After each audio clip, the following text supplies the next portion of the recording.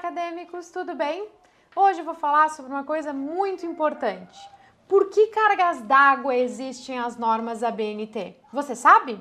Eu sou a Amália e no episódio de hoje de Pesquisa na Prática eu vou explicar por que a gente usa normas.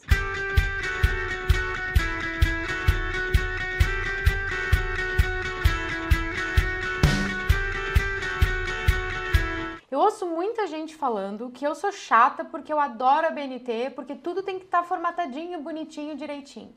Mas não é uma questão de chatice, é uma questão de se pensar a importância dos trabalhos acadêmicos.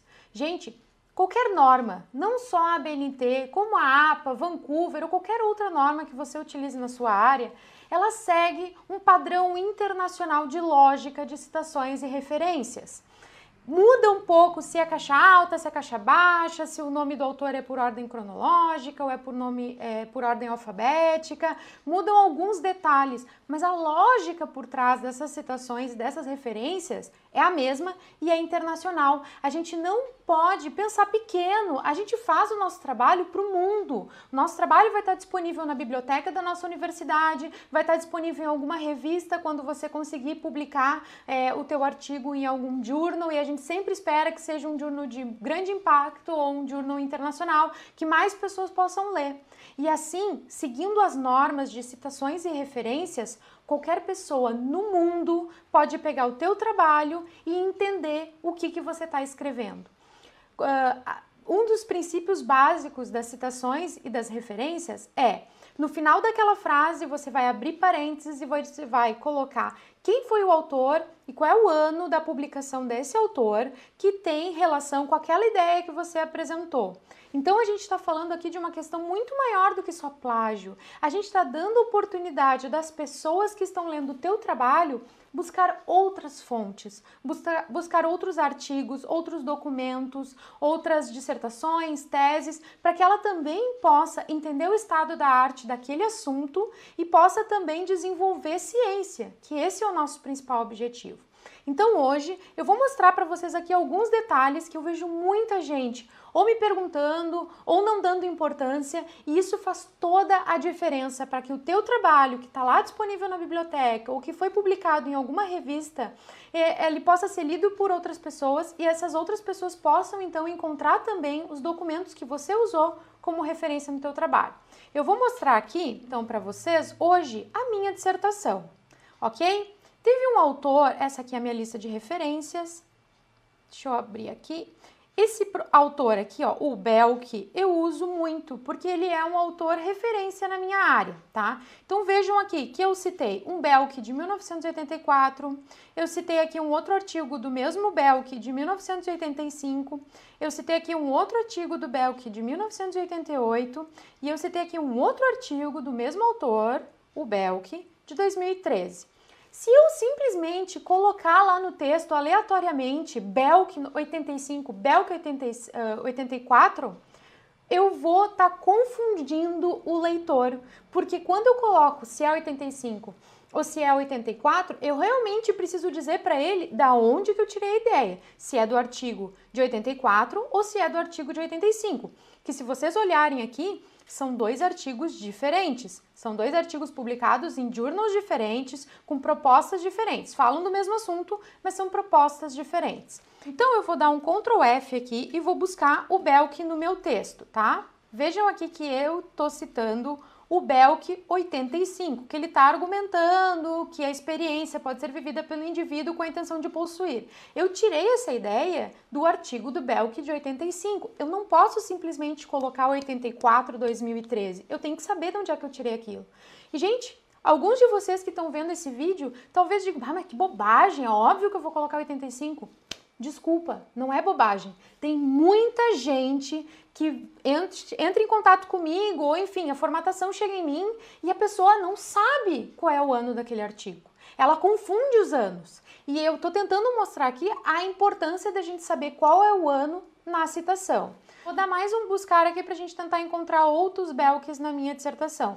Vejam, aqui ó, eu estou colocando uma ideia que tem mais de um autor.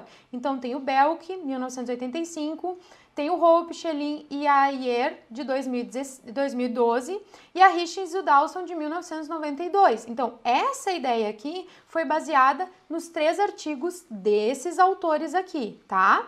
Então, eu tenho um artigo, que é esse do Belk, de 1985, eu tenho um outro artigo, que é de 3 autores, do Roel, Schelin e Ayer, de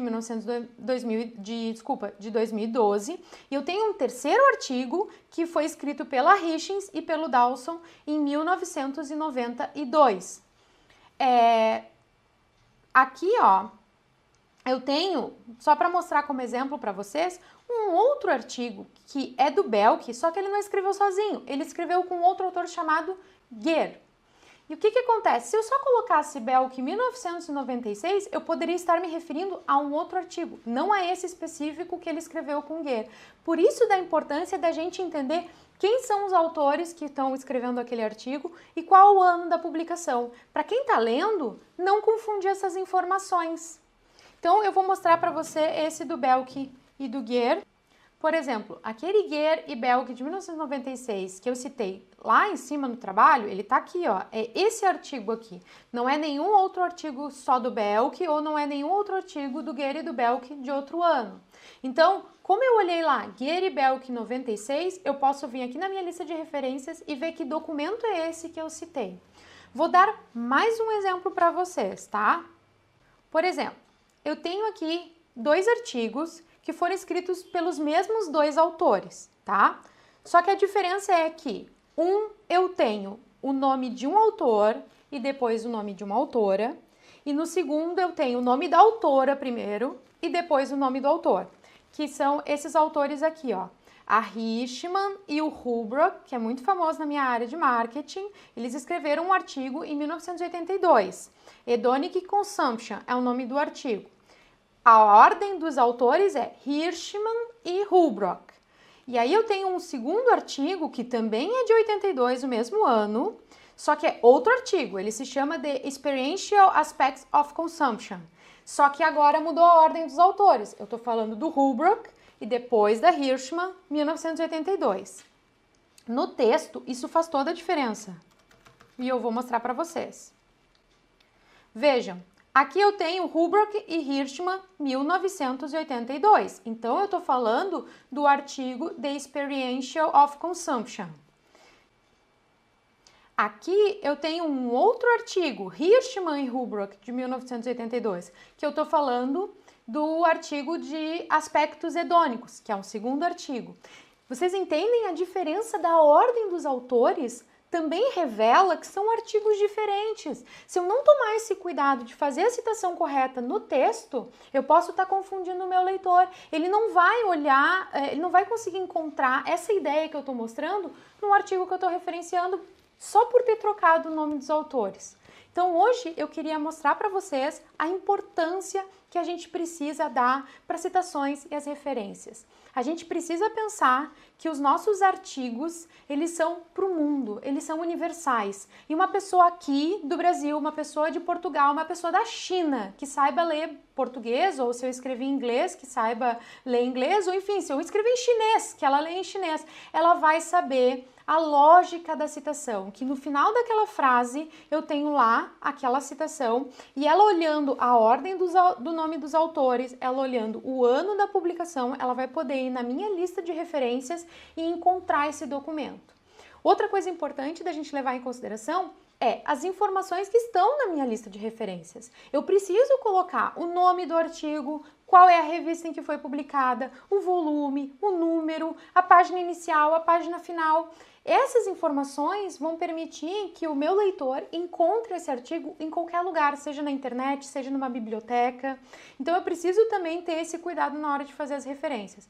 Ai, Amália, mas isso dá muito trabalho. Gente, tem uma enorme diversidade de softwares hoje disponíveis no mercado, pagos e gratuitos, que estão aí para nos ajudar.